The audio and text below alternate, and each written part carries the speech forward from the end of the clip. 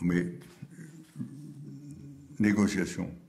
J'ai été médiateur dans le conflit Touareg,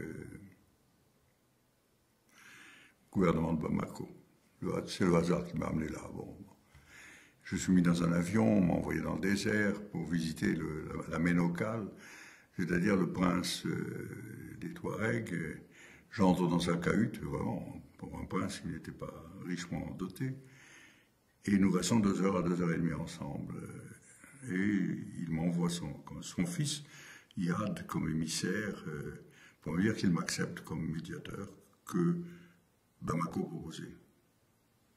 Alors on bavarde avec le fils un peu, et puis je dis au fils, mais Yad, pourquoi votre père m'a accepté? Alors il m'a dit, il répond, Yad, il m'a expliqué, c'est parce que vous savez écouter. Donc parce que je n'avais rien dit, j'étais crédible. On n'est pas fait pour parler quand on est médiateur. On est fait pour écouter, et je reviens à ce que je disais tout à l'heure. C'est-à-dire qu'un homme qui parle et est écouté n'est plus ce qu'il était avant.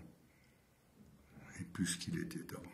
Alors là, on rejoint un des très, très grands problèmes de notre société, c'est le mépris. Car l'État, c'est le mépris.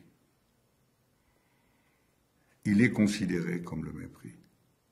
Je ne dis pas qu'il l'est nécessairement, je ne dis pas qu'il l'est par essence.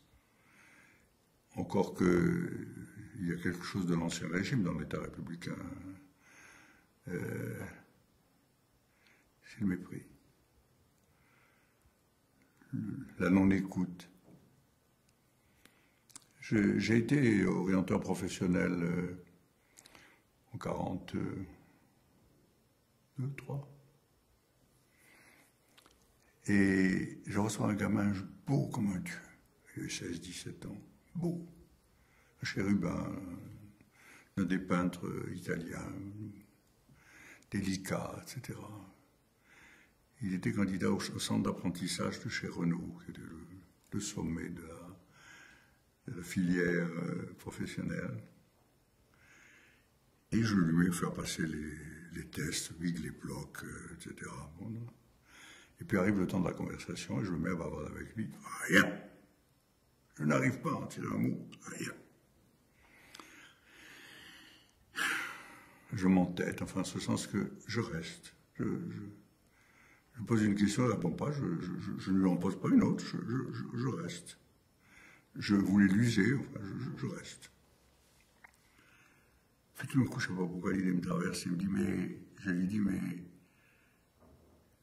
que faites-vous quand vous avez du temps? Je fais des modèles réduits. Et je me dis, qu'est-ce que c'est, les modèles réduits? Et il se met à me raconter qu'il passe sa vie sous les toits, quand il fait chaud, quand il fait froid, à construire des modèles réduits d'avions